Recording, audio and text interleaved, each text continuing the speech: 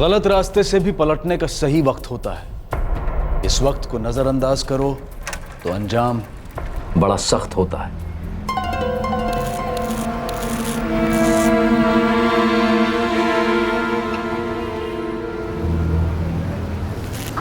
आलू ले लो, गोभी ले लो,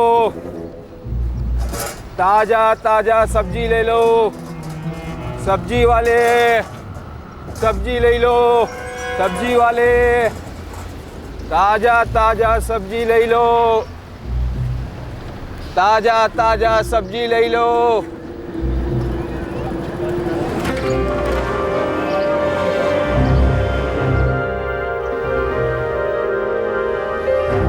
ताजा ताजा सब्जी ले लो।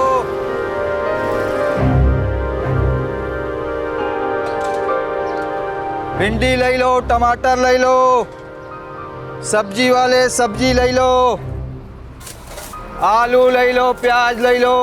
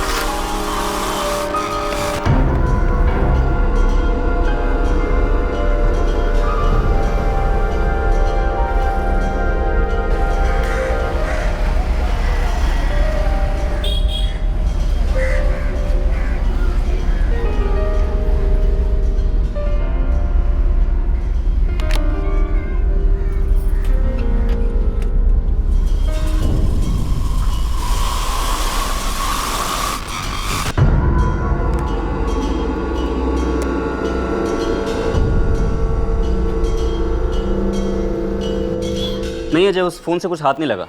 नादिरापुर के एक पीसीओ से बमोनी के एक पीसीओ को किया गया था वो कॉल। बमोनी पुलिस स्टेशन को अलर्ट कर दिया गया है दिनेश के बारे में। सर, दिनेश की पत्नी कजरी को उठा लें? नहीं, अभी नहीं। नल में से पानी की तरह झूठ निकलेगा उसके मुंह से। ये दिनेश आज नहीं तो कल, कल नहीं तो परसों, कभी ना कभी तो घर लौटेगा।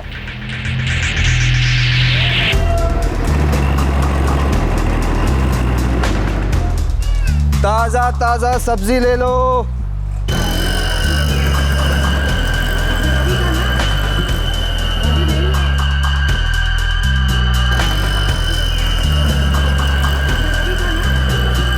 सब्जी वाले सब्जी ले लो,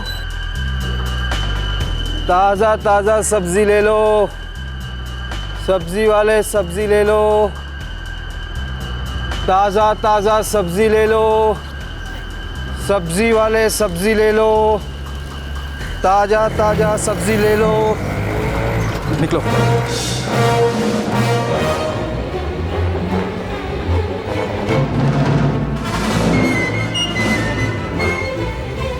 नकाब हटा, वरना यहीं ठुकेगा।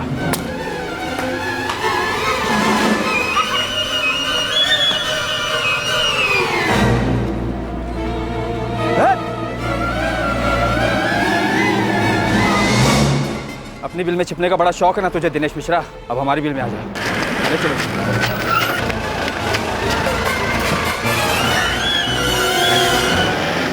माफ़ कीजिए कजरी जी, अपने पति दिनेश के हर जुर्म में आप बराबर के हिस्सेदार रही हैं। गुनहगार और उसके जुर्म को छुपाने वाला भी गुनहगार होता है। सर हमारा एक छोटा बच्चा है और मेरे पति दिनेश, सर वो हमारे परिवार में कमाने वाले इकलौते हैं। मैडम, यहाँ नादिरापुर से लेकर के सीधे धिलानपुर तक कई सारे ऐसे इकलौते कमाने वाले लोग हैं जिनको आपके पति दिनेश ने जमकर लूटा है। कई सारे थानों में उसके अगेंस्ट केसेस हैं, फ्रॉड के, रॉबरी के, संगीन जुर्म है। लंबा अंदर जाएगा दिनेश। देखो, दिनेश हमारे लिए मर चुका है और जब तक हम लोग जिंदा है तब तक ऐसा ही रहेगा। और कजरी, तुम बार बार हमारा समय क्यों बर्बाद कर रही हो?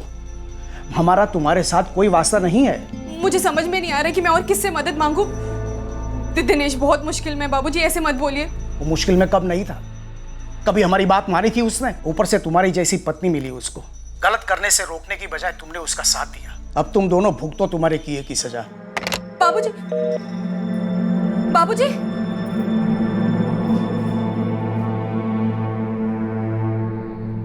जहाँ जहाँ कांड किए पुलिस सब केसेस खोल रही है। वो रहने दो। ये बताओ, ये बादल सिंह क्या कह रहा है? वही जो पहले कह रहा था, केस वापस नहीं लेगा और उसे उसके पैसे भी वापस चाहिए।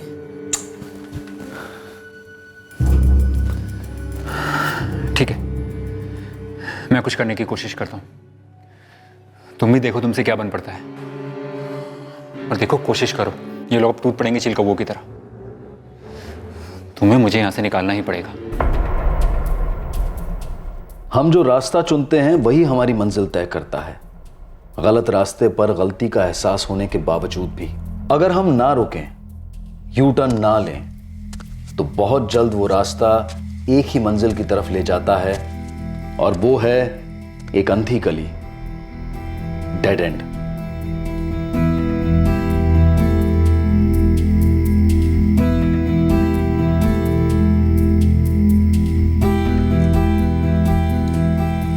दुकान बंद हो गई है, चलो।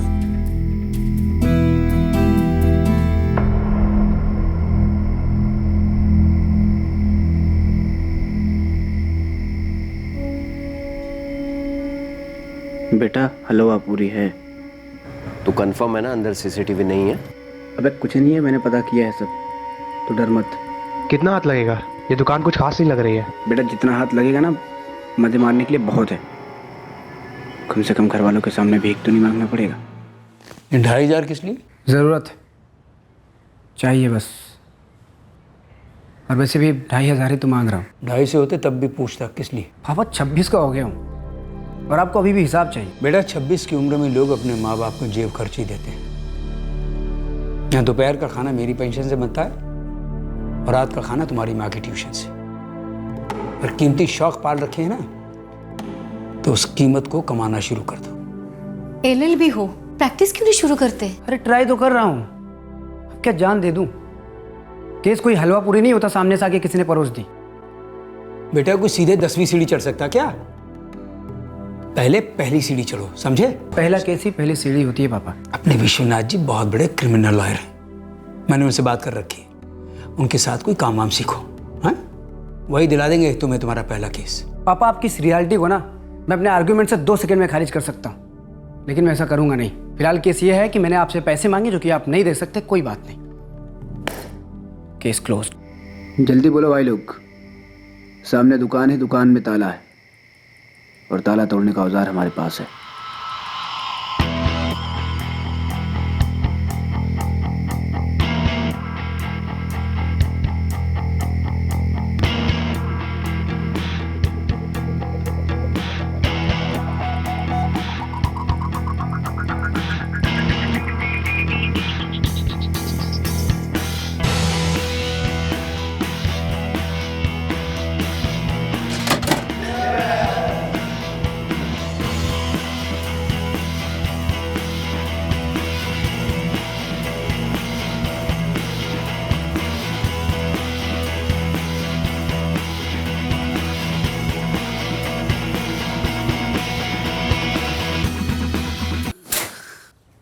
बंद करो ना पर्दा। उठो संतोष, संतोष उठो। हाँ बाबा। उठो। क्या है पापा, सुनो दो ना। तूने श्री साईं ज्वेलर्स की दुकान लूटी? क्या बोल रहे हो पापा सवेरे सवेरे आप? मैं नहीं बोल रहा हूँ, बाहर दरवाजे पर खड़ी पुलिस बोल रही है। मैं एक स्कूल की वाइस प्रिंसिपल रह चुकी हूँ। संतोष के पापा रिटायर्ड गैजेटेड ऑफिसर है सेंट्रल गवर्नमेंट के। हमारा बेटा चोरी कैसे कर सकता है? वो खुद एक एडवोकेट है, LLB। Good morning officer.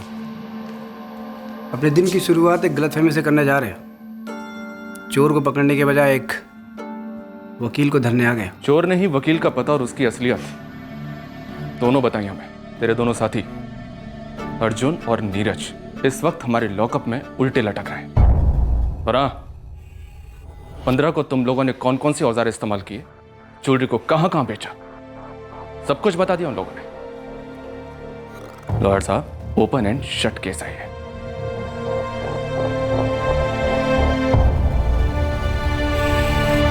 Ghanshyam ji, गिरजा जी, सनत टोली में हमारा एक खबरी है। वो हमें उस जोहरी के पास लेकर गया जिसकी दुकान पर जेवर बेचे गए थे। दुकान में लगे CCTV में जेवर बेचने वाले 3 लोग साफ साफ दिखाई दिए। उनमें से एक आपका बेटा संतोष और बाकी के दोस्त नीरज और अर्जुन थे। बाकी के जेवर हमने नीरज के घर से बरामद कर लिए। मैं आपकी बात पर यकीन करता हूं सर, बस एक टाइम, सिर्फ एक टाइम आप मेरी बात पर यकीन कीजिए। देखिए, इससे पहले हमारे बेटे ने ऐसी कोई हरकत नहीं की है। सर, हाथ जोड़कर रिक्वेस्ट करते हैं हम, बस इस बार माफ कर दीजिए, हम उसे सही रास्ते ले आएंगे। आप लोगों की भावनाओं को मैं अच्छी तरह से समझ सकता हूं, लेकिन आई एम सॉरी, चार्जशीट जुर्म के हिसाब से ही बनेगी। हाँ, आप लोग कोर्ट में दलील दे सकते हैं, आपका बेटा पढ़ा लिखा है, अगर ये उसका पहला जुर्म है तो अब जज साहब के ऊपर है कि वो माफी देते हैं या सजा। घनश्याम जी, इस बार अगर वो छूट जाता है तो उसे समझाइएगा जरूर। 26 साल की उम्र कोई 16-17 साल की नाबालिग उम्र नहीं होती। अगर वो फिर से जुर्म के रास्ते पे चला तो रास्ता सीधे अंधी गली में खत्म होगा और जिंदगी डेड एंड पर। तेरी जमानत कराने के बाद मेरी विश्वनाथ जी से बात हुई थी।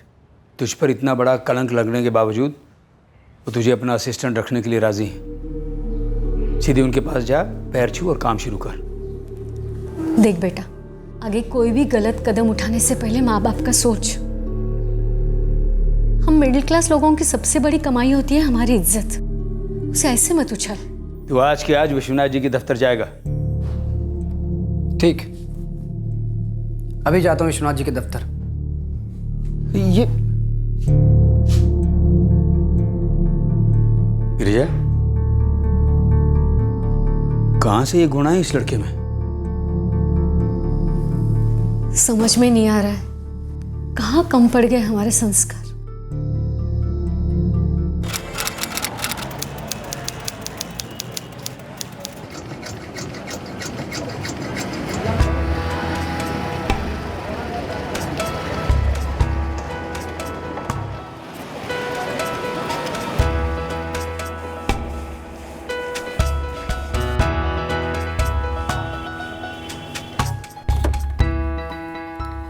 मैं कम इन सर? हाँ, आओ बैठो। तुम्हारे पिताजी घनश्याम जी खास है मेरे लिए। अपने काम में न सिर्फ ईमानदार थे बल्कि काम में बहुत अच्छे भी थे। मैं भी बहुत अच्छा हूँ सर, पता चलेगा आपको। वो तो तुम्हारी चार्जशीट देखते ही पता चल गया था। खैर, मिट्टी डालो इस बात पर। और एक बात सुन लो, जो अपने असिस्टेंट को मैं एक ही बार बोलता हूँ, हमेशा स्मार्ट बनो, ओवर स्मार्ट कभी नहीं। जी सर। कोर्ट रीडर के पास पेपर्स कैसे फाइल करती है आइडिया है? थोड़ा बहुत। कोर्ट नंबर 7 में फाइल कर, और कोर्ट रीडर जो तारीख देगा उसकी रिसीट लेकर आ जाओ। वकील साहब, इतनी लेट तारीख कैसे मिल सकती है? इतने दिन हम लोग कैसे मैनेज करेंगे? मैंने नज़दीकी तारीख मांगी थी लेकिन मिली नहीं।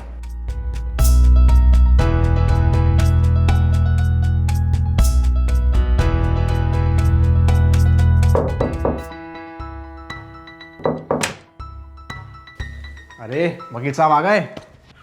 यार, अब से हमारा कोई भी कोर्ट कचहरी का लफड़ा हो तो तू संभाल लेगा ना? नहीं, हम में से किसी एक को ना पुलिस में होना चाहिए था, तब तो कोर्ट तक बात पहुंचती ही नहीं। क्यों वकील साहब? अबे काय का वकील साहब, विश्वनाथ जी ने चपरासी बना रखा है मुझे। मैं तो बस फाइलें ज़ेरॉक्स कराता हूँ और इधर उधर पहुँचाता हूँ। भाई इतना स्लो मोशन आदमी है ना ये। मतलब मेरे हाथ में केस है तो 2 दिन में निपटा दूँ। जब तेरा केस आएगा ना तब कर लेना। पहले वो जो पुराना हिसाब है ना वो चुकता कर दे। वो पिछली बार के दारू और गांजे के पैसे दे दे 1000 रुपये।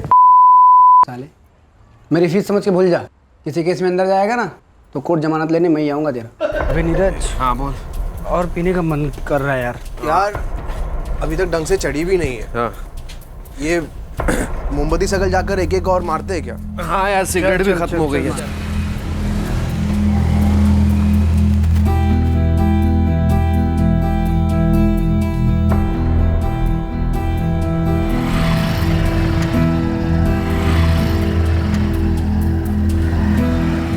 अरे भाई आजा भाई, पिए, ठंडी हो रही है।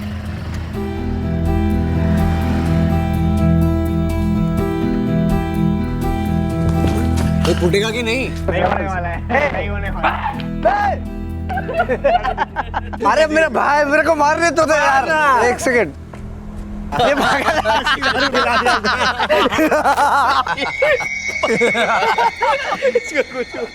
क्या क्या है ये? कहाँ जा रहा है? क्या है ये? अरे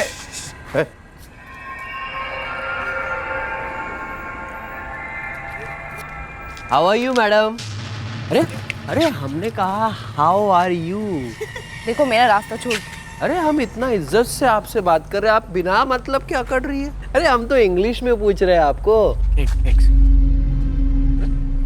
रास्ता क्यों छोड़े? एक काम करते हैं, आपको ही छोड़ दें, लिफ्ट दे देते हैं। आइए। नहीं मुझे लिफ्ट की जरूरत नहीं है, मैं अरे ज्यादा बन मत, ये स्टाइल, ये चकाचक कपड़े तो हम जैसे जवान मर्दों को गर्म करने के लिए पहनती है ना। चलना, राइट पे चलते हैं, थोड़ा ठंडा हुआ था। प्लीज मुझे जाने दो, मैं कुछ। अरे मेरा हाथ छोड़ो। एक तो जान लेती है।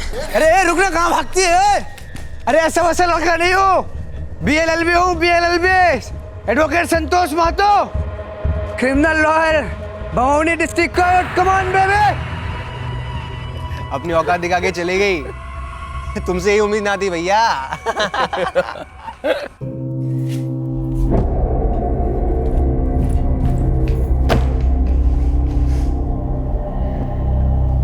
क्या हुआ? क्या हुआ? कुछ लड़के छेड़ते हैं इसे। तो पहले क्यों नहीं बताया? कौन है? कहाँ छेड़ते हैं? मोमबत्ती सर्कल पे हर दूसरी रात वहां पर होते हैं, ड्रिंक करते हैं, पहले भी कई बार छेड़ चुके। नाम क्या है? अरे नाम क्या है? भैया वो लोग 3 लड़के हैं।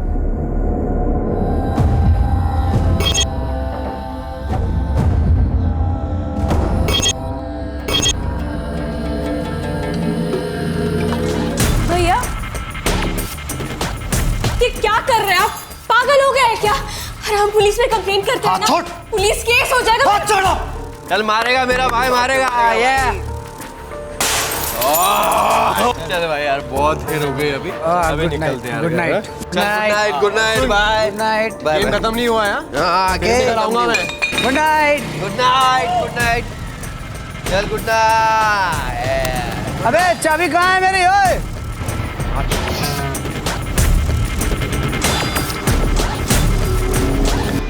ए सुनो, यहाँ 3 लड़के थे क्या? हाँ थे, चले गए वो लोग। क्यों? जानते हो तुम? हाँ जानता हूँ। काम क्या है? उनमें से कोई एक संतोष महतो करके एडवोकेट है, मिलना था उससे। मैं हूँ एडवोकेट संतोष महतो। क्यों, कोई केस से लड़ना है क्या? जब मेरी बहन ऑफिस से आती है ना, तो तू और तेरे वो दोनों दोस्त मिलके उसको छेड़ते हैं। तेरे को कोई मिसअंडरस्टैंडिंग हुई है। हम लोग ने किसी को नहीं।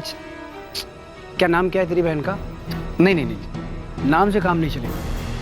एक काम को, उसको यहाँ पे बुला ले, मैं देख के बता दूंगा कि मैंने उसको छेड़ा है कि नहीं छेड़ा। तो उसको छेड़ने लायक दोबारा रहेगा तब ना।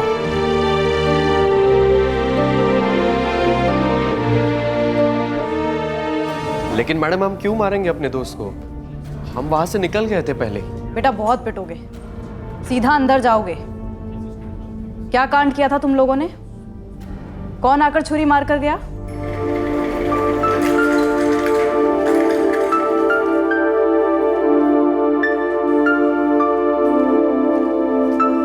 नहीं मैडम, वो हम तीनों पी रहे थे मोमबत्ती सर्कल पे, तब वहां से एक लड़की गुजर रही थी, तो हमने उसे थोड़ा छेड़ दिया।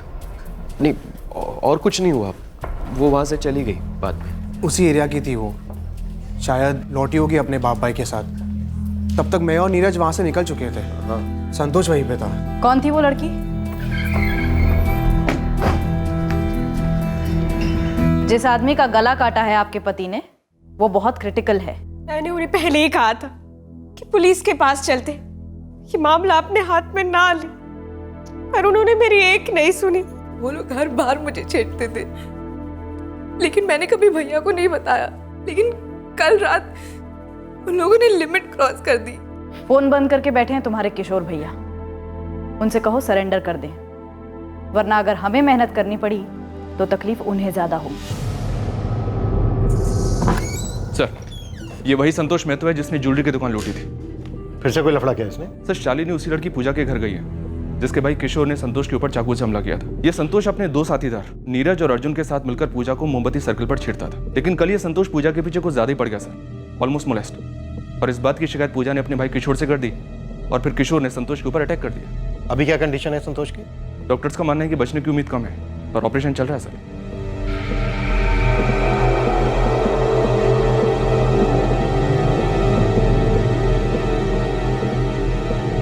बहुत ही मुश्किल से हमने पेशेंट को मौत के मुंह से बाहर निकाला है। आपका बेटा बहुत लकी है जो इतना गहरा वार और इतने ब्लड लॉस के बाद भी सांस ले रहा था। Excuse me.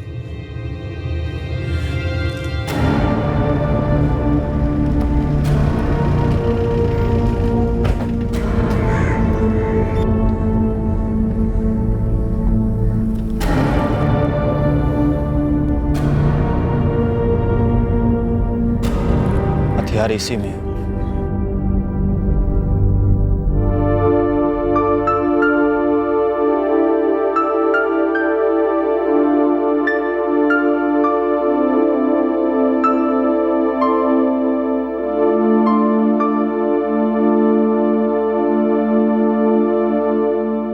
संतोष महतो बच गए, फिर भी तुम पर अटेम्प्ट टू मर्डर के चार्जेस लगेंगे। तुम एक सीधे साधे इंसान हो, तुम्हें कानून अपने हाथ में नहीं लेना चाहिए था। हमारे पास आते, कंप्लेन करते। क्या मेरी बहन पहली लड़की है सर जिसके साथ इन्होंने इस तरह की बदतमीजी की? क्या वो आखिरी लड़की होगी? क्या इन लोगों के खिलाफ आज तक किसी ने कोई कंप्लेंट नहीं की होगी? सर, क्या गारंटी है कि सजा काटने के बाद भी ये लोग लड़कियों पर हाथ डालना छोड़ देंगे? इस बात की गारंटी है कि अगर संतोष मर जाता तो तुम पर मर्डर के चार्जेस लगते, लंबी सजा होती। तुम्हें कानून अपने हाथ में नहीं लेना चाहिए था किशोर। जितना वो गिल्टी है इस वक्त उतने ही तुम भी गिल्टी हो। कानून हाथ में ना लेता तो भी उतना ही गिल्टी होता सर, सहन करने का गिल्टी। आम आदमी क्या करे? वेट करता रहे तब तक जब तक कि उसकी बहन, बेटी, पत्नी का रेप ना हो जाए, मर्डर ना हो जाए, तब लड़ाई करे इंसाफ के लिए। हमसे ज्यादा तो इन क्रिमिनल्स को इंसाफ मिलता है, बेल मिलती है ताकि बाहर जाकर और ज्यादा जुल्म कर सके। सर, क्या आप मुझे लिखकर दे सकते हैं ये जो बच गया है, ये संतोष महतो, ये फिर से ऐसी हरकत नहीं करेगा? सर, ये बच जरूर गया लेकिन सुधरने वाला नहीं है, ये आप भी जानते हैं। इस वक्त मैं सिर्फ ये जानता हूं किशोर कि कटघरे में तुम भी एक मुजरिम की तरह खड़े हो गए। और अफसोस है मुझे इस बात का, क्योंकि तुम एक सीधे साधे आम इंसान हो जो अपने परिवार के लिए ईमानदारी से काम करता है, अपना घर चलाता है। तुम्हें चाकू नहीं चलाना चाहिए था।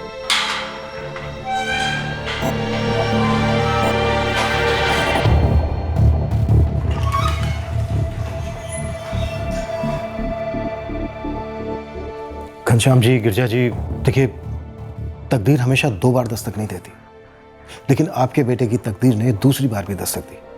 एक बार चोरी के जुर्म में दयालु जज ने उसे बचा लिया, दूसरी बार लड़की के छेड़ने पर लड़की के भाई ने गला काटा, डॉक्टर्स ने उसे बचा लिया। शायद तकदीर तीसरी बार दस्तक नहीं देगी अगर उसने अपना रास्ता नहीं बदला तो। आपके बेटे संतोष की हरकतों की वजह से एक आम आदमी कानून को अपने हाथ में लेने के लिए मजबूर हो गया। समझ में नहीं आ रहा सर, खोट कहाँ है? हमारी परवरिश में या हमारे खून में? ये तालीम हमने तो नहीं दी साहब। इस वक्त आप लोगों का बेटा एक अंधी गली में घुस चुका है, और अगर अब भी उसने अपना रास्ता नहीं बदला तो इस अंधी गली के अंधेरे से उम्मीद की रोशनी का आना लगभग नामुमकिन है। ये मैं नहीं, मेरा कई सालों का तजुर्बा कह रहा है।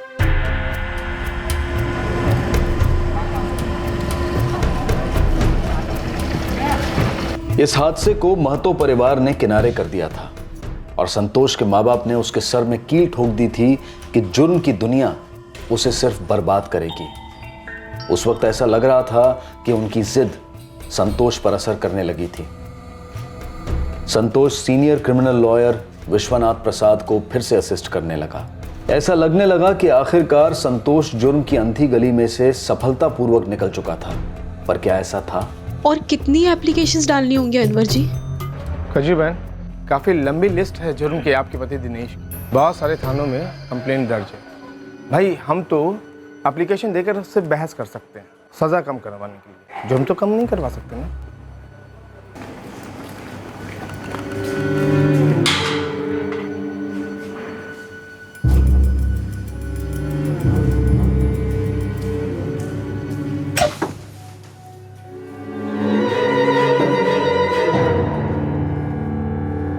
दो केसेस में बेल हो चुकी है, लेकिन बाकी थाने की पुलिस चोरी और फ्रॉड के केस में पूछताछ के लिए कस्टडी मांग रही है। सारे केस एक साथ नहीं हो सकते क्या? मैं नहीं जानती दिनेश, मैं अपनी तरफ से पूरी कोशिश कर रही हूँ और वकील साहब कह रहे थे कि हम दोनों को तैयार रहना चाहिए। इस चीज़ के लिए? वो कह रहे थे कि हम सज़ा कम करवाने की मांग कर सकते हैं, पर सज़ा होगी ज़रूर। पूरी दुनिया में एक मैं ही मिला था। इस बादल सिंह को तो मन करता है खत्म कर दूं। सारे मसले की जड़ वही है। अच्छा ये बता, विशाल कैसा है? ठीक है। अच्छा सुनो, पैसे की थोड़ी तकलीफ है। ये कोर्ट कचहरी के चक्कर में सारे पैसे खत्म हो गए। मैं कुछ बंदोबस्त करता हूँ।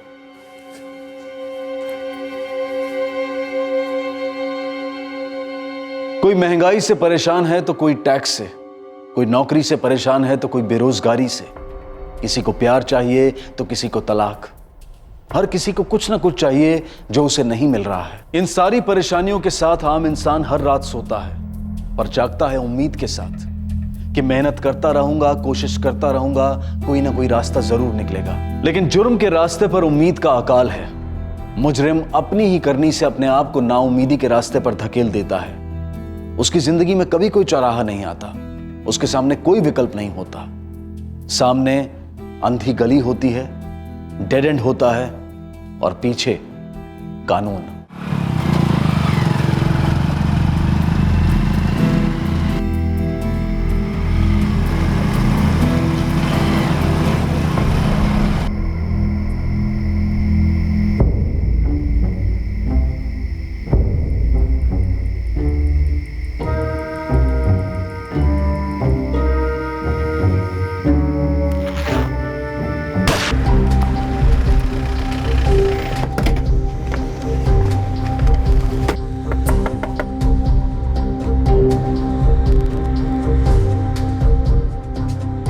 क्या किया हमारे बेटे ने? वो तो पता करने में टाइम लगेगा सर, पर आपके लिए एक बुरी खबर है। मुझे याद है सर, आपने कहा था अंधेरी गली से निकाल लो अपने लड़के को। देखिए अंधेरा ही निकल गया उसे।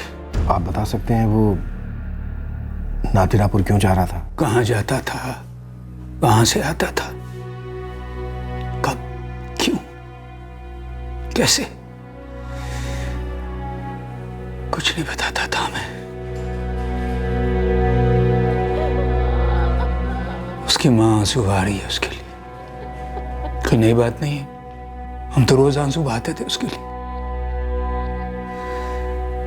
अब ये आंसू तो तभी रुकेंगे जब हमारी सांसें रुकेंगी। संतोष घर से कब निकला था? कल सुबह। किस काम से? लॉयर विश्वनाथ जी को असिस्ट करता था। जा रहा होगा उनके ऑफिस या फिर कोर्ट जा रहा होगा।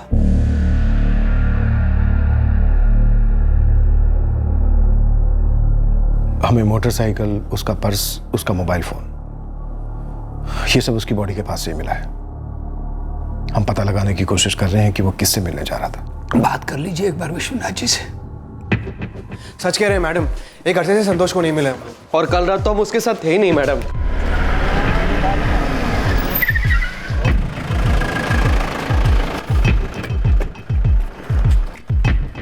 आपके असिस्टेंट संतोष महतो का मर्डर हो चुका है। क्या? शालिनी सर, संतोष का एक कॉल स्कैन करो। क्या पता खूनी ने फोन के कॉल लॉग्स में से कुछ डिलीट किया हो। Yes sir. मैं तब तक संतोष के दोस्त अर्जुन और नीरज से बात करता हूँ। नादिरापुर? ना, नादिरापुर में मेरा कोई क्लाइंट है ही नहीं। और दूसरी बात, संतोष क्लाइंट से डायरेक्ट मिलने की स्टेज पर था ही नहीं सर। उसे तो मैं बस सिर्फ को रीडर के पास पेपर्स फाइल करने का काम देता था।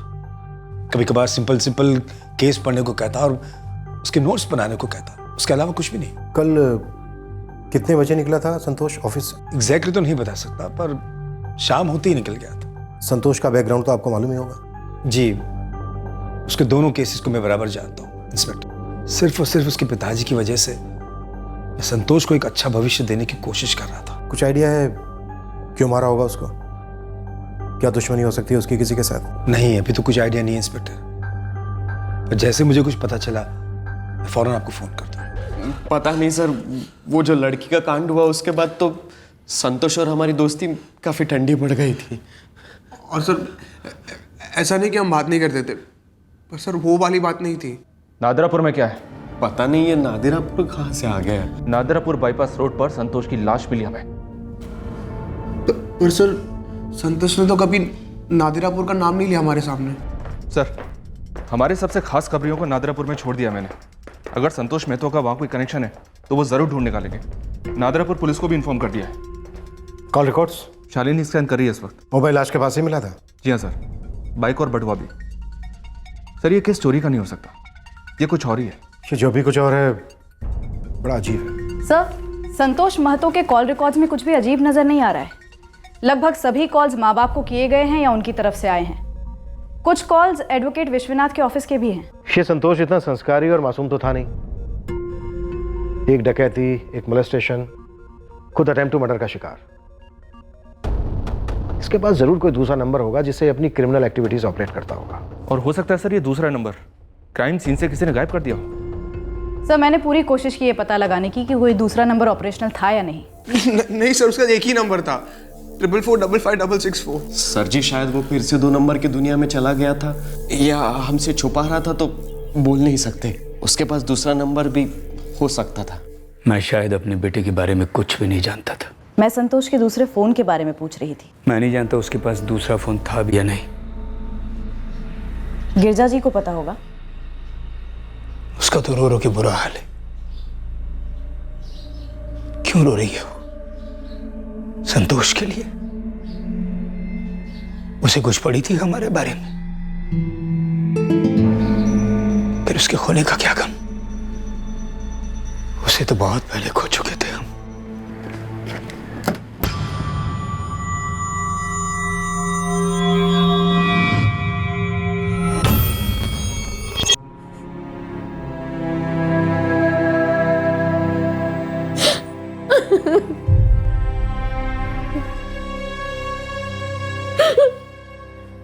केशव, इस संतोष महतो का हमारी जुरिस्डिक्शन में तो कोई कनेक्शन नहीं मिला, लेकिन हाँ मर्डर का कनेक्शन जरूर मिला है। कैसा कनेक्शन सना साहब? तुमने अपनी रिपोर्ट में जो गोलियां मेंशन की थी, पैलेट्स, वो एक देसी मेड रिवॉल्वर से चलाई गई थी।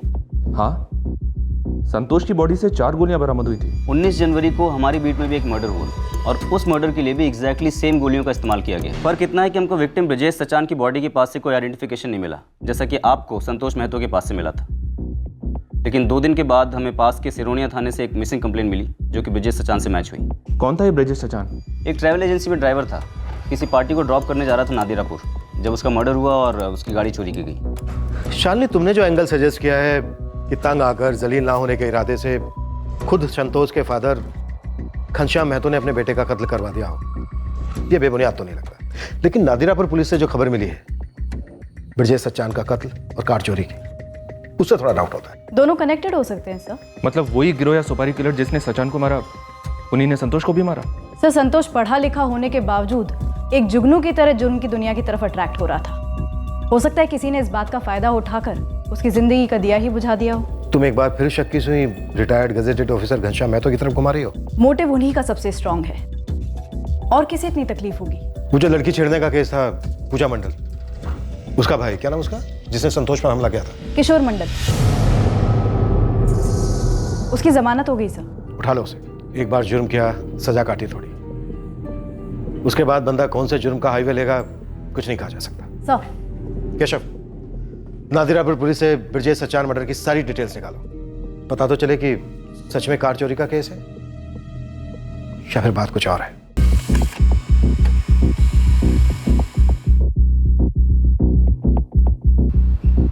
संतोष महतो को देसी मेड रिवॉल्वर से मारा गया।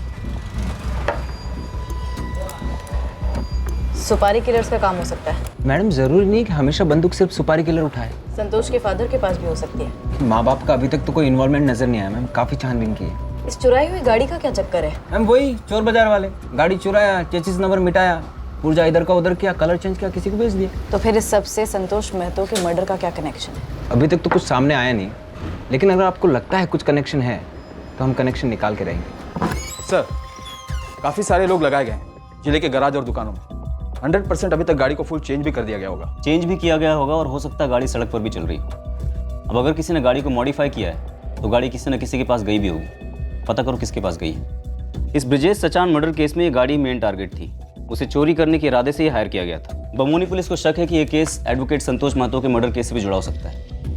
हमें इस केस को जल्दी क्रैक करना होगा। सर, संतोष के पिता घनश्याम के कॉल रिकॉर्ड से ऐसा लग तो नहीं रहा है कि उन्होंने किसी सुपारी किलर को कांटेक्ट किया होगा। फोन एकमात्र तरीका तो नहीं होता है ना किससे कांटेक्ट करने का। हो सकता है चुपचाप फेस टू फेस बात की। सर, रिटायर्ड लोग हैं, मध्यम वर्गीय। हो सकता है कि अपने बेटे से परेशान होंगे, पर क्या वो इस हद तक जा सकते हैं? कुछ भी हो सकता है। जब पढ़े लिखे रिटायर्ड लोगों का LLB पढ़ा लिखा बेटा डकैती कर सकता है, मोलेस्ट कर सकता है, तो कुछ भी हो सकता है। ब्रिजेश सच्चान मर्डर और चोरी की गई कार का क्या स्टेटस है? नादिरापुर पुलिस उसके पीछे लगी हुई है सर। हम भी लगे हुए हैं। 2 मर्डर, 1 चोरी की गई कार, क्या कनेक्शन हो सकता है आपस में? सुनिए, एक बात पूछूं? सच सच बताओगे? मैंने कभी तुमसे झूठ बोला जो आज ऐसे सवाल करने की नौबत आ गई? आपको लगा कि संतोष गलत रास्ते पे बहुत आगे चला गया, हम दोनों से रोक नहीं पाए तो मैंने संतोष को, अपने इकलौते बेटे को मरवा दिया। ये कहना चाहती हो तुम? वो इतना बदल चुका था कि हम उसे पहचान ही नहीं पाए। लेकिन हमारा संतोष ऐसा पैदा तो नहीं हुआ था। हमारी जिंदगी को एक मकसद, एक मतलब देने के लिए आया था हमारी जिंदगी में। हम दोनों ने एक अच्छी ढंग की जिंदगी जी, अपनी एक अलग दुनिया बनाई। लेकिन संतोष ने क्या किया? अपने आप को बाहर की एक ऐसी दुनिया को दे दिया जिसका ना तो कोई कायदा था, ना कानून था, ना ज़मीर। मैं आज तक नहीं समझ पाया उसे ऐसी दुनिया में क्या दिखाई दिया और क्यों। पुलिस कहती है कि हम संतोष के कातिलों को पकड़ लेंगे और ये केस क्लोज होगा ही होगा। लेकिन क्या हमारी जिंदगी में कभी कोई मकसद लौटेगा? समझ ही नहीं आता कभी कभी। क्या हमारा संतोष किसी अंधी गली में खो गया या हमें किसी अंधी गली में छोड़ गया?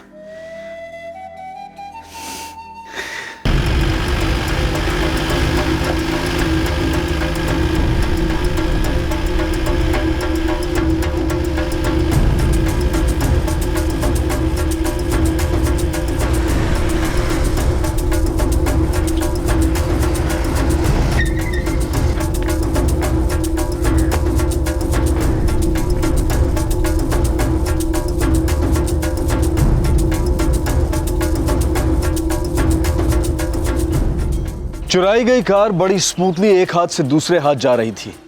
उसका रंग रूप बदल चुका था, लेकिन पुलिस अब तक इस चुराई गई कार और संतोष के कत्ल के बीच के कनेक्शन पर उंगली नहीं रख पाई थी।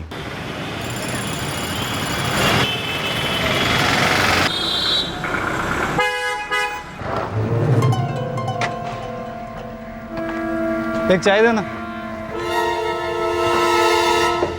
यार। चंदर, ये लालू दास नाम की तो कोई हिस्ट्री नहीं है, ना पुलिस वालों के पास, ना हम खबरियों के पास में। आप अपना नाम और नंबर बताइए। लालू दास। लालू दास फर्जी नाम है, लेकिन आदमी असली है। और ये नकली नाम तो कोई क्रिमिनल या हिस्ट्री शीटर ही लेगा। और कांड भी तो देख, गाड़ी चुराई, ड्राइवर के उधर ही ठोका, पक्का कुछ छटा हुआ बदमाश। ये हो सकता है। अच्छा सुन, कल एक तरोताज़ा गाड़ी आई सेकंड हैंड मार्केट में, बिकने के लिए तैयार है। तुक्का लगाओ और बोलो अपने सब लोगों को, चांस लो, हो सकता है वही गाड़ी हो।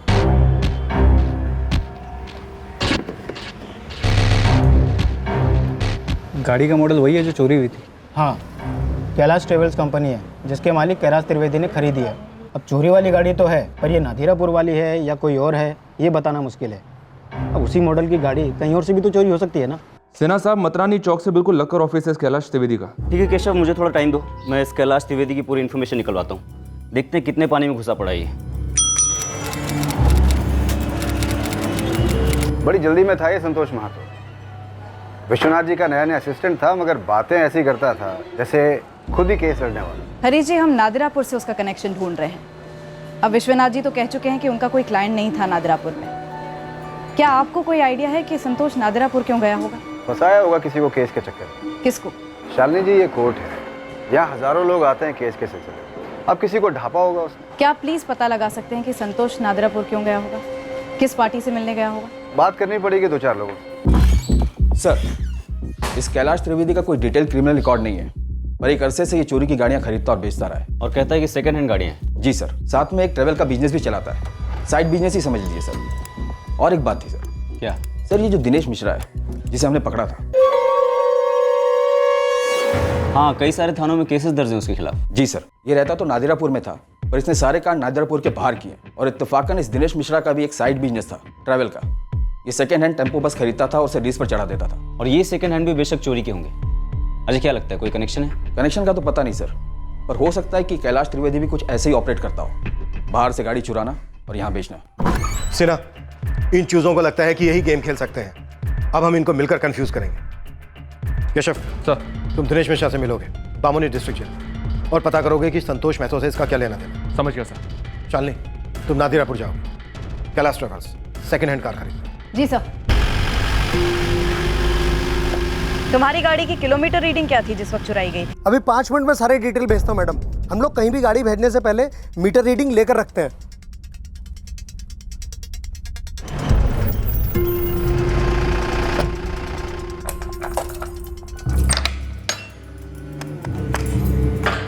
दिनेश मिश्रा, आज कौन मिलने आया है? तेरे ससुराल वाले, बमौनी पुलिस थाने से।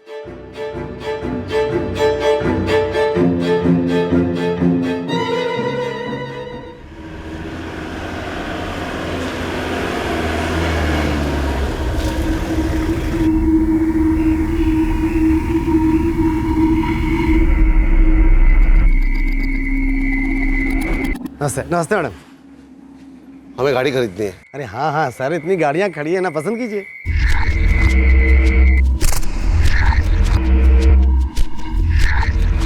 ये वाली ठीक लग रही है, क्या रेट लगाएंगे इसका? अरे सर, रेट कहाँ भागे जा रहे हैं, पहले गाड़ी तो देखिए। बस एक बात कहूँ सर, एकदम करेक्ट पीस चुना आपने। कोई नहीं बोलेगा सेकंड हैंड गाड़ी है, नई से भी ज़्यादा स्मूथ, टिप टॉप। सर चला के तो देखिए, मक्खन है मक्खन। चलानी तो बनती है। लाइए चाबी। अभी लाया चाबी।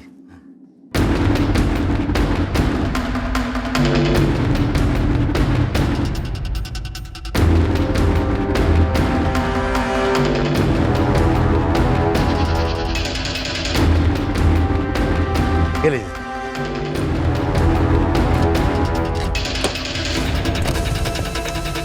एक राउंड लेके आते हैं। अरे एक नहीं सर, 4 चक्कर लगाइए, गाड़ी आपकी है।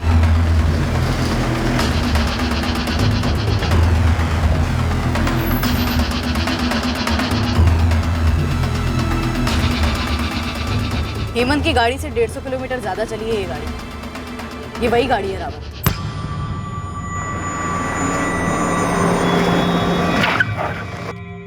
असलम, जल्दी से गाड़ी खोलकर चेक कर लो।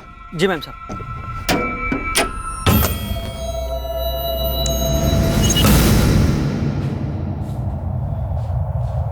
सर, 6 महीने से जेल में हूँ। मुझे क्या पता संतोष महतो का गेम किसने बजाया। तो क्या पता है तुझे? सर, मुझे तो ये पता है कि लंबा सड़ने वाला हूँ मैं जेल में। कैलाश त्रिवेदी को जानता है तू, जो नादिरापुर में कैलाश ट्रैवल चलाता है? हाँ सब जानता हूँ, मेरा भी ट्रैवल्स का ही धंधा था। तो बता, ब्रिजेश सचान को किसने मारा और क्यों? ब्रिजेश? सर ये कौन है? सिरोनिया की हेमंत जाकर ड्राइवर। संतोष के मर्डर के लगभग 1.5 हफ्ते पहले, और दोनों रिवॉल्वर में एक ही किस्म के गोले थे। अब तू मुझे साफ साफ बता, क्या रिवॉल्वर और उसे चलाने वाला भी एक ही था? सर मुझे इस बारे में कैसे पता होगा? संतोष महतो को कैसे जानता है तू? सर न्यूज़पेपर में पढ़ा था कि एक लॉयर का मर्डर हुआ है, और मेरी बीवी कई बार बात करती थी। क्या? तेरी बीवी क्या बात कर रही थी? सर वो बता रही थी एक लॉयर है संतोष महतो करके, जो मेरा केस लड़ने वाला है, जो मुझे जमानत दिलाएगा। संतोष महतो एडवोकेट विश्वनाथ प्रताप का असिस्टेंट था, क्या वो ये केस लड़ने वाला था? सर मुझे इस बारे में कुछ नहीं पता।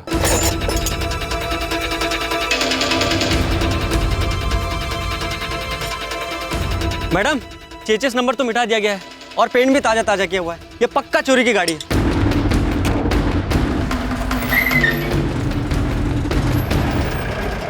है ना मक्खन, एकदम नई जैसी।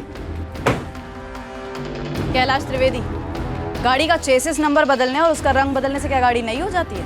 कौन है आप लोग? मैकेनिक हैं कानून के, मुजरिमों के पुर्जे खोलते हैं, एक एक पुर्जा। ले चलो इसे। नहीं, नहीं, अरे मेरी ऐसे थोड़ी ना होता है। आप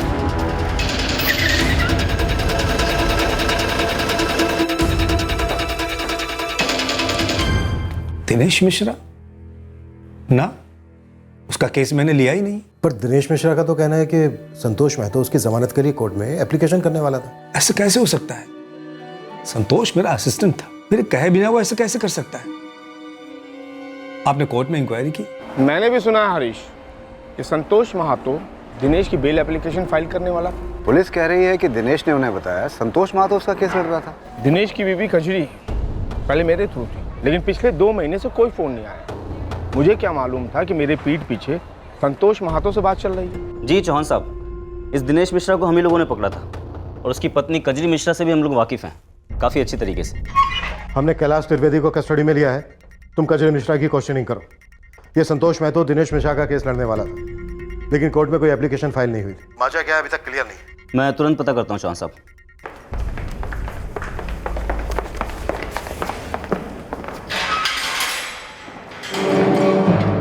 कैलाश त्रिवेदी, अभी तक हमने सर्विसिंग शुरू नहीं की है, और इतना समझ ले कि ना यहाँ पानी का इस्तेमाल होता है ना ही ऑयल का। मतलब ऐसा खोल के रखेंगे कि कोई जोड़ नहीं पाएगा, सेकंड हैंड बिक नहीं पाएगा। सर मैं सच कह रहा हूं, मैं इन दोनों मर्डर्स के बारे में कुछ नहीं जानता। मैंने तो बस मिथिलेश और भुवन को गाड़ी के लिए बोला था। कौन है मिथिलेश और भुवन? सर ये दोनों सेकंड हैंड गाड़ियां दिलाते हैं। चुराते हैं?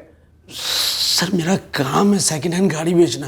अरे किस जमाने में हो यार, वो 2 पीस बिके हुए अरसा हो गया, एक ही गाड़ी बची मेरे पास। भुवन सुन, मुझे अर्जेंटली नया माल चाहिए। कमीशन का क्या सोचा है कैलाश भाई? कमीशन सोचने वाली नहीं, देने वाली चीज है। मिथिलेश को पूछ ले, 50% देता हूँ, इस बार भी दूंगा। 50 डन कर दे। ठीक है कैलाश जी, उड़ाते हैं फिर कोई चिड़िया। अच्छा सुनो, वो बमौनी और नादिरापुर के बाहर हाथ मारना।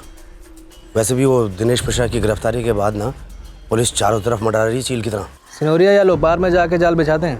उन्होंने सिरोनिया से गाड़ी भेजी, चुराई। सर इन लोगों ने सिस्टम बना रखा है, जिस कस्बे से गाड़ी चुराएंगे उसे दूर ले जाकर बेचेंगे, सेम जगह कभी नहीं। दिनेश भी यही करता था। इस गाड़ी को चुराते वक्त इसके ड्राइवर की छुट्टी कर दी गई, परमानेंट छुट्टी, गोलियां खिलाकर। लगभग 1.5 हफ्ते बाद वही गोलियां संतोष महतो को खिलाई गई, उसी जगह पर, नादिरापुर बाईपास। इस वकील का क्या ताल्लुक था तुम्हारे धंधे से? बोल रहा हूं, मुझे इन दोनों मर्डर के बारे में कुछ नहीं मालूम। वो 21 जनवरी को भुवन और मिथिलेश ने बताया था कि गाड़ी मिल गई है, काम चालू है उस पर।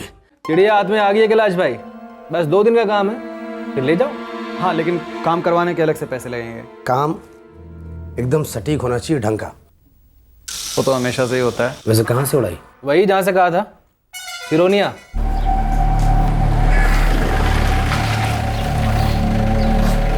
उन्होंने मुझसे कहा सिरोही में उन्होंने पूरी स्टडी की है, नजर रखी और पक्का कर लिया कौन सी उड़ानी है। ये सही रहेगी। आज ही बुक करता हूँ इसे। एक गाड़ी मिलेगी क्या नादिरापुर के लिए? हाँ हाँ।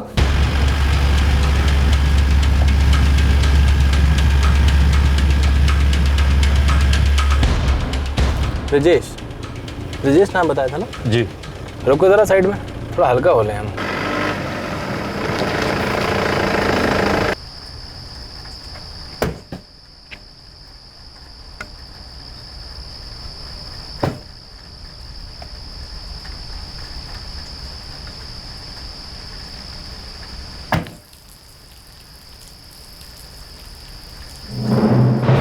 गाड़ी चुराने के लिए जरूर कहा था, ये मेरा काम है, लेकिन मर्डर वर्डर इन सब से मेरा दूर दूर का लेना देना नहीं है सर। हराम की खाएगा लेकिन छुरी कांटे से, हाथ मैले नहीं करेगा अपने। जुर्म करने वाला और जुर्म करवाने वाला दोनों अंदर जाते हैं, सजा दोनों को होती है। ये क्या बोल रहे हैं सर? मैं चोरी की गाड़ी बेचता हूँ, मानता हूँ, इसके लिए जो भी फाइन होगा मैं देने को तैयार हूँ। कितना फाइन बनेगा sir?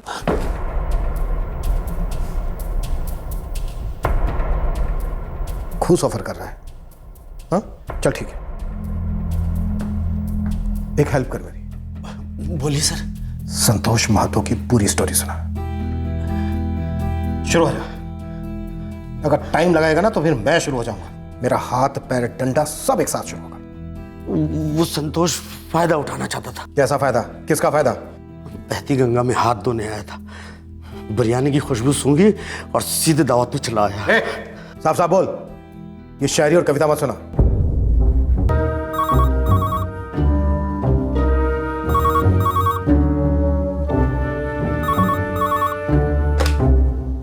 Hello, Kailash travels. Kailash ji, सुना है सौदा हो रहा है किसी चिड़िया का। कौन बोल रहा है? एडवोकेट संतोष महतो बोल रहा हूँ। कैलाश जी, इस गाड़ी का सौदा सिर्फ हम करेंगे। गाड़ी तो मिथिलेश और भुवन ने चुराई थी, ये किस बात का सौदा करने पहुंच गया? वो ब्लैकमेल को सौदा बोल रहा था सर। 1 लाख? क्या बात कर रहे हैं संतोष जी? इस गाड़ी से मुझे कुछ नहीं मिलने वाला है। सजा मिलेगी। चाहिए? क्या बात कर रहे हैं? वो क्या है ना कि तकदीर और दिमाग दोनों टेढ़े निकले, वरना वकील बुरा नहीं हो कैलाश जी। जुर्म सूंघ लेता हूँ। न्यूज़ देखी मैंने, नादरापुर बाईपास पे लाश मिली है ड्राइवर के, पर गाड़ी नहीं मिली। सिरोनिया की गाड़ी थी।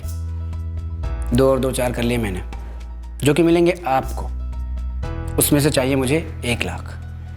तो 2 और 2 मिला के हो गए 5, 50 एडवांस। वो 2 लोग हैं। कौन? मिथिलेश और भुवन। आपको कैसे मालूम? आप बस इतना जान लो कि वो लोग अब थर्ड पार्टी भी नहीं रहे। आपको किसी को 50% भी देने की जरूरत नहीं पड़ेगी। ये सौदा सिर्फ मेरे और आपके बीच में होगा, और मुझे चाहिए 1 लाख। विन विन है जी, विन विन समझते हैं ना? अब संतोष को भुवन और मिथिलेश के बारे में कैसे पता चला? सौदे के बारे में कैसे पता चला? गाड़ी के बारे में कैसे पता चला? मुझे कुछ नहीं मालूम है, कसम से सच बोलता हूँ सर। केशव सर, मिथिलेश और भुवन की हिस्ट्री निकालो। सर। शालिनी, नादरापुर जाओ, वहाँ इंस्पेक्टर सिन्हा से पता करो कि उन्हें कजरी मिश्रा से क्या पता चला। सर, ये केस बहुत उलझा हुआ है। ये सिर्फ कार चोरी और बिक्री का केस नहीं है, यहाँ मामला कुछ और ही है।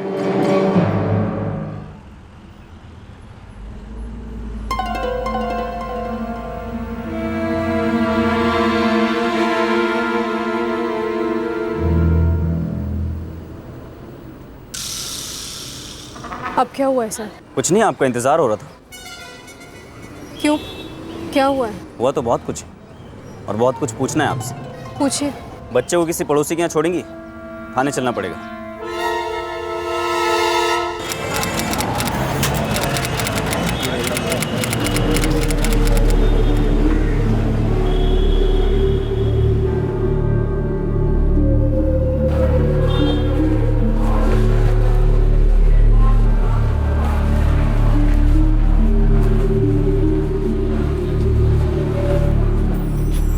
ऐसी भी क्या टेंशन है मैडम? मेरा नाम एडवोकेट संतोष महतो है। कई बार देखा मैंने आपको, बहुत परेशान रहती हैं।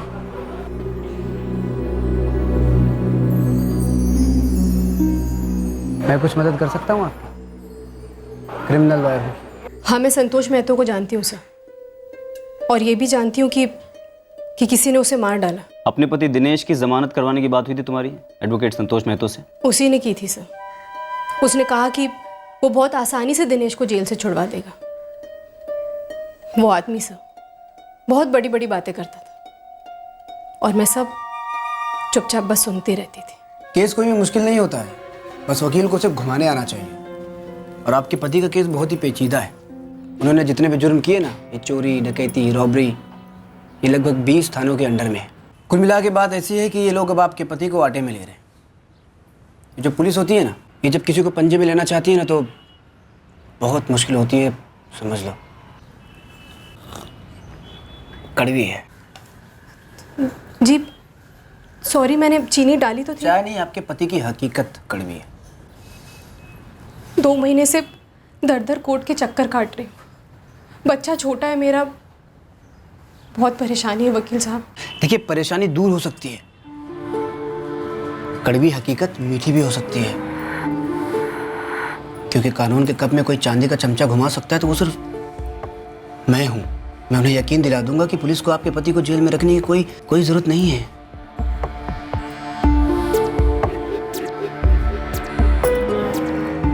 देखो, मैं तुम्हारे पति को अंधेरी गली से निकाल के आज़ादी दिलाऊंगा, वादा कर रहा हूँ।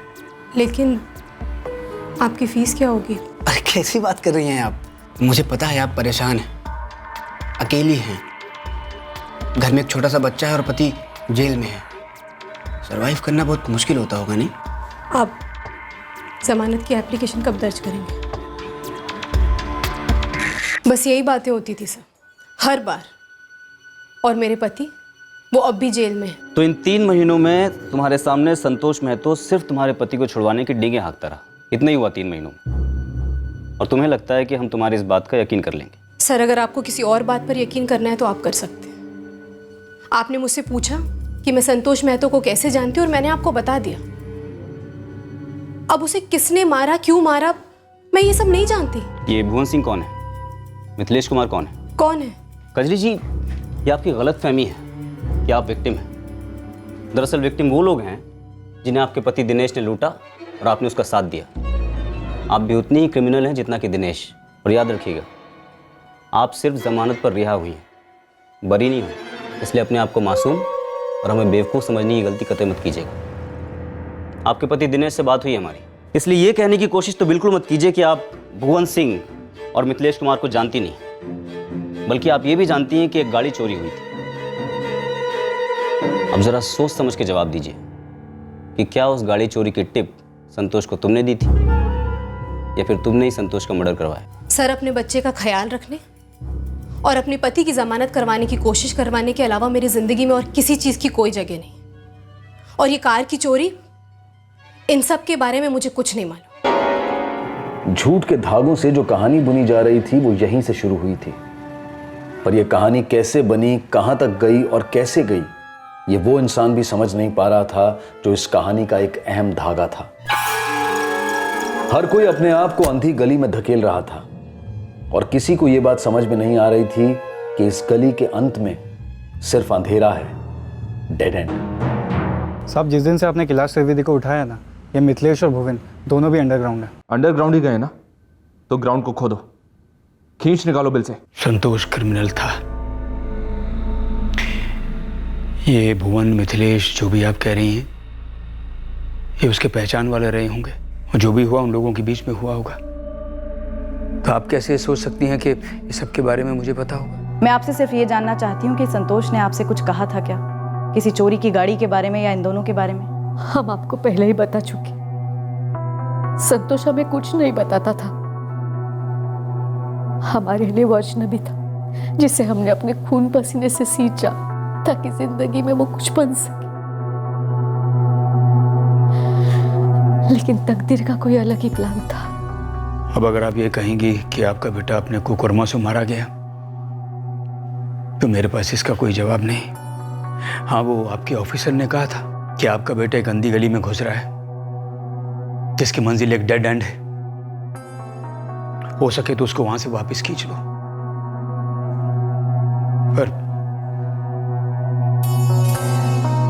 पर हम ऐसा नहीं कर सके। अजीब सी बात है, पर अजीब लगनी भी नहीं चाहिए। तार कहीं यहीं से छिड़ा हो सकता है। मतलब भुवन सिंह? क्योंकि मैं ये तो जानता हूं कि पिछले 1 साल से मिथिलेश खुला घूम रहा है, उसे गिरफ्तार नहीं किया गया, और दिनेश मिश्रा को गिरफ्तार करवाने में मिथिलेश का हाथ था। सही अनुमान लगाया आपने। क्यों कजरी?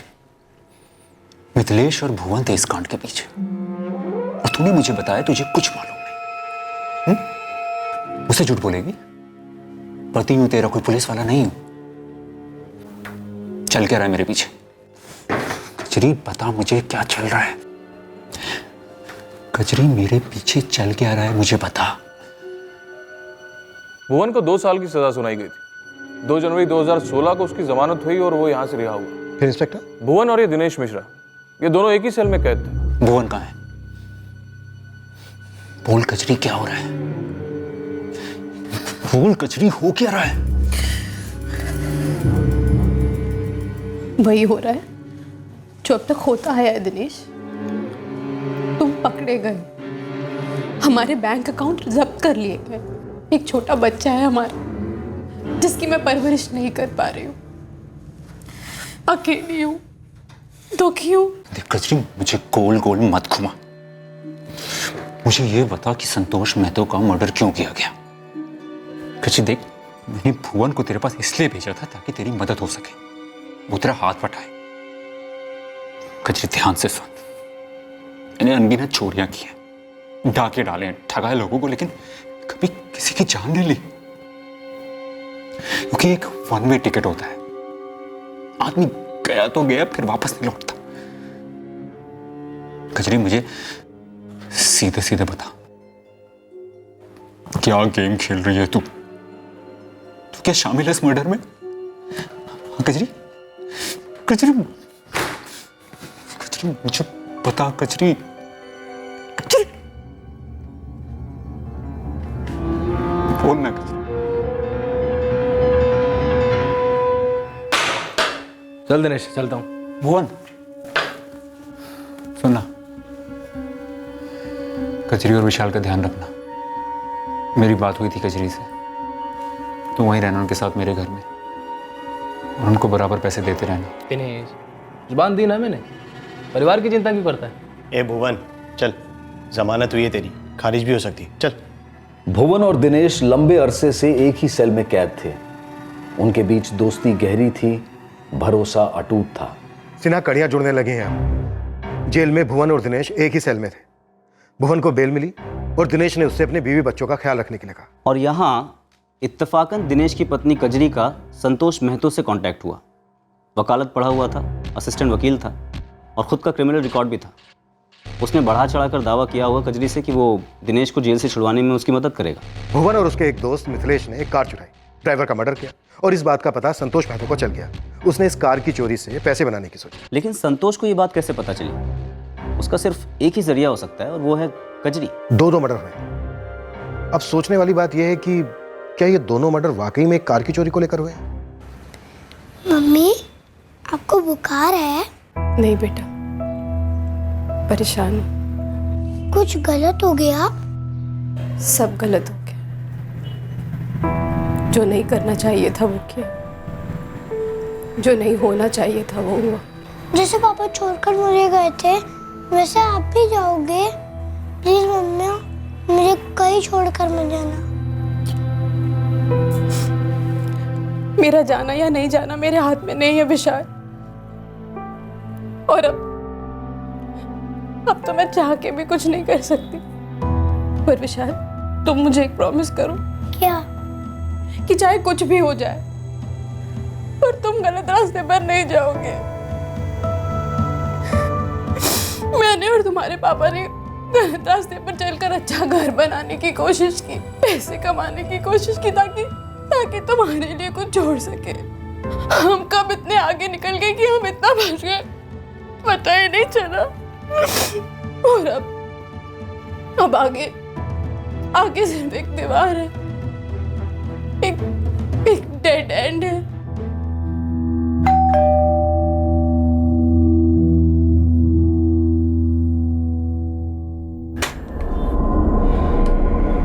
कजरी, क्या फैमिली में कोई है जो बच्चे की देखभाल कर सके? कोई हमारे कांटेक्ट में नहीं रहना चाहता। कोई ना कोई इंतजाम तो करना पड़ेगा। हम तुम्हें कस्टडी में ले रहे हैं, तुम समझ रही हो ना? नहीं, मेरी मम्मी कहीं नहीं जाएगी। आप लोग जाओ अब यहाँ से।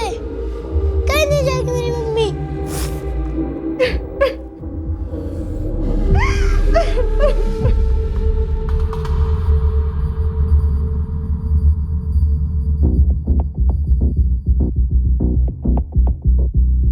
सर, अब फिर से क्यों लेके जा रहे हैं सर?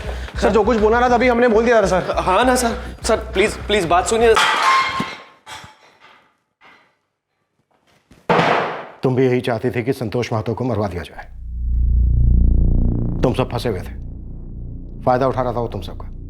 मैं सिर्फ अपने पति की बेल चाहती थी, और वो संतोष, वो सिर्फ मेरे साथ सोना चाहता था। हर वक्त बस यही कोशिश करता था। उसका कोई इरादा नहीं था दिनेश को बाहर निकलवाने का। संतोष जी, आप हर बार कहते तो है कि आप बहुत कुछ कर सकते हैं, पर कभी करते नहीं। विशाल कहाँ है? क्यों? कहाँ है विशाल? दोस्तों के साथ खेलने बाहर गया। क्या बात है? देखो, मुझे तुमसे कोई फीस नहीं चाहिए, और मैं तुम्हारे पति को बाहर निकालूंगा, वादा कर रहा हूँ।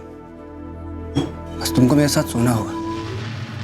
संतोष जी, रहने दीजिए, आप कुछ मत करिए मेरे लिए। अरे देखो, तुम मुझे खुश कर दो, तुम्हारा पति बाहर होगा, प्रॉमिस कर रहा हूँ मैं तुमसे। देखो, लड़ो नहीं, किसी को कुछ नहीं पता चलेगा। छोड़िए मुझे। और तुम्हारा पति बाहर आएगा, मैं वादा कर रहा हूँ। चलेगा? छोड़िए मुझे।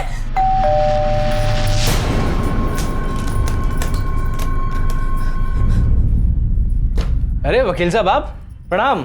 प्रणाम। और वकील साहब, अब आ रहे हैं कि जा रहे हैं? जा रहे हैं।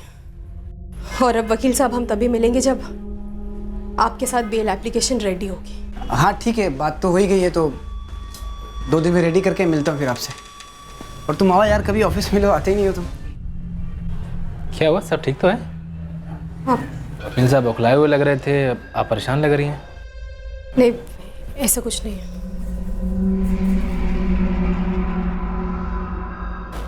कुत्ते की दुम सीधी नहीं होती ना सर। फिर लौटे वकील साहब, बार बार आ धमकते थे।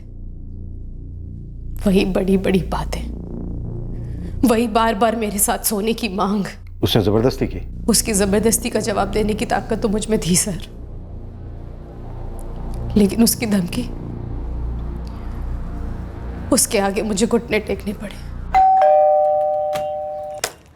संतोष जी, आप जाइए यहाँ से, मुझे आपकी कोई जरूरत नहीं है। आप जाइए यहाँ से। क्यों? तुम्हारी सारी जरूरतें वो भुवन पूरी करता है? हाँ क्यों? और वो भी फ्री में। वो तो तुम्हारे पति को बाहर निकाल भी नहीं सकता है। फिर ऐसा क्या है उसमें? औरत और मर्द के बीच में दो चार होते कहाँ हैं? हाँ, अब देखिए ना, तुम्हारे पति ने अपने दोस्त को तुम्हारी देखभाल के लिए भेजा था। जाहिर है वो सिर्फ देखभाल तो करता नहीं होगा, और भी बहुत कुछ करता होगा। करता है ना? अब तुम एक्टिंग करोगी कि नहीं नहीं, हमारे बीच में ऐसा कुछ नहीं है, हमारे बीच में बहुत अच्छा रिश्ता है, मेरा बहुत ख्याल रखता है, मेरे पति का दोस्त है वो। लेकिन मेरे पास वीडियो है। कैसा वीडियो? तुम्हारी और भुवन की। क्या बकवास कर रहे हो तुम? 6 दिन पहले जब मैं तुम्हारे घर में आया था और तुम मेरे लिए चाय बनाने गई थी, तब मैंने तुम्हारे बेडरूम में कैमरा छुपाया था। 3 दिन पहले निकाला मैंने उसे, रिकॉर्डिंग के साथ, जिसमें सब कुछ साफ साफ रिकॉर्ड हुआ है। आगे तुम समझ गई होगी मैं क्या कहना चाहता हूँ। देखो, मुझे कोई प्रॉब्लम नहीं है, पर दिनेश ये वीडियो देखेगा तो बहुत बुरा लगेगा बेचारे को, शॉक्ड हो जाएगा। सब कुछ एकदम साफ साफ नजर आ रहा है ना उसमें। तुम्हें ऐसे नहीं करना चाहिए था। वही तो, मुझे ऐसा नहीं करना चाहिए था, लेकिन तुम इतनी खूबसूरत हो, मैं अपने आप को रोक नहीं पाया। क्या करो, हो गई गलती भी, माफ कर दो। चलो बेडरूम में। कभी नहीं। देखो, तुम भुवन के साथ हो चाहे पूरे मोहल्ले वालों के साथ, मुझे फर्क नहीं पड़ता है। इतनी सी डिमांड है, मुझे खुश कर दो, वरना मेरी सनक गई ना तो कोई खुश नहीं रहेगा। बहुत हो गया भी, चलो। Hello uncle. हेलो बेटा।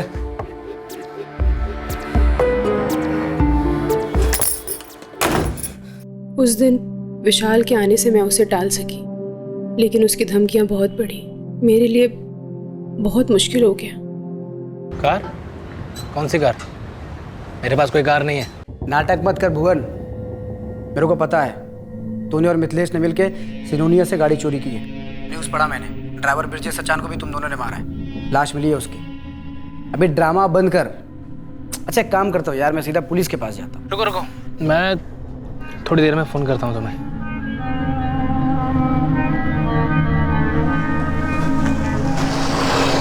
क्या हो गया? कौन सी इमरजेंसी आ गई?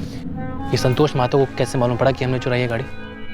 ये भी जानता है सिरोनिया से चुराई और कैलाश त्रिवेदी को बेचने वाले। ये जरूर उस अर्जुन ने बताया होगा। कौन अर्जुन? एक लौंडा है यार, नादिरापुर का।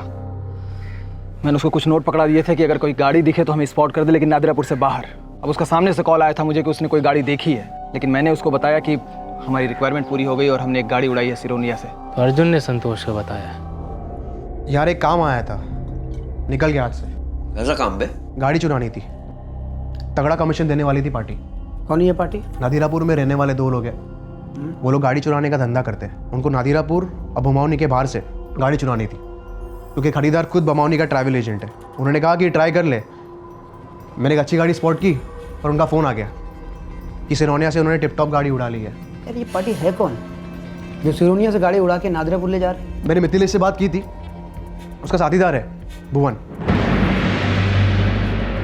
भुवन धमकियां दे रहा है मुझे, कह रहा है कैलाश के साथ गाड़ी की डील वो तय करेगा, कमीशन भी वही लेगा, वरना हमारे बारे में जाके पुलिस को बता देगा वो। लेकिन इन सब में मैं भी पिस रही हूँ। तुम? वो सिर्फ तुम दोनों को धमकी नहीं दे रहा, वो मुझे भी ब्लैकमेल कर रहा। नहीं, मैं समझा नहीं। तुम्हें कैसे? संतोष कह रहा था कि उसने मेरे बेडरूम में कैमरा लगा दिया। मुझसे कहता है कि मेरे साथ सो जाओ, वरना वो टेप जेल में ले जाकर दिनेश को दिखा देगा, जिसमें हम दोनों हैं। साला कमीना। मैं दिनेश को क्या मुंह दिखाऊंगी भुवन? मैं क्या बोलूंगा उससे? मुझे लगा इस प्रॉब्लम का बेस्ट हल है संतोष को मार दो। किसी की जान ले लेना बेस्ट हल लगा तुम्हें? तो और क्या करती मैं सर? कैसे करती? कुछ सूझ नहीं रहा था मुझे। दिल से नफरत करती थी मैं उससे। किसी भी हालत में मैं उसके साथ सोना नहीं चाहती थी। घिन आती थी मुझे उससे। संतोष जी, मैंने सोच लिया, अगर आप इतना ही चाहते हैं तो ठीक है, करते हैं, पर मेरे घर पर नहीं, कहीं और। ठीक है, कहीं और भी चलेगा, बस तो मुझे खुश कर दो। मैं माधोपुर में हूँ, एक लॉज में, यहाँ आ जाना। भुवन और मिथिलेश तुम्हें मेरे पास ले आएंगे।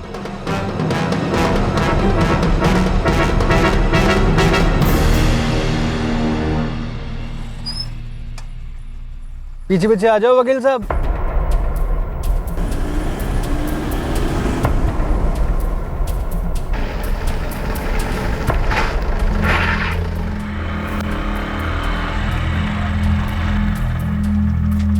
अबे क्या हो गया, गाड़ी क्यों रोक दी? थोड़ा हल्का हो लेते हैं वकील साहब। हमको भी बहुत जोर से है यार, हम भी जरा हल्के हो लेते हैं।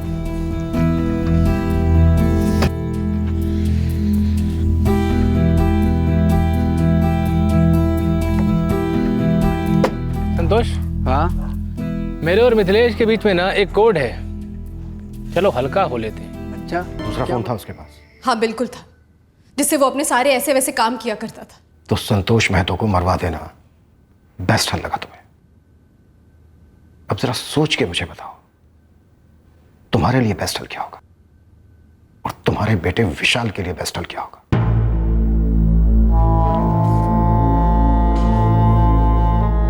जो जो रास्ते मुजरिमों ने लिए वो सभी आकर यहीं खत्म हुए। ये सिर्फ एक भ्रम होता है कि जुर्म का रास्ता डेड एंड को नहीं बल्कि कहीं और ले जाता है। हम जो करते हैं, जो फैसले लेते हैं, वही तो तय करते हैं कि रास्ता कौन सा होगा और मंजिल कौन सी होगी। किसी का बेटा, किसी के माँ बाप हमेशा सोचते रहेंगे कि हमारे करीबी लोग उस रास्ते पर गए ही क्यों जब उन्हें मालूम था कि लौटना नामुमकिन है। कजरी, मिथिलेश और भुवन को आईपीसी की धारा 302 के तहत हत्या के लिए और धारा 201 के तहत सबूत मिटाने के लिए गिरफ्तार किया गया है।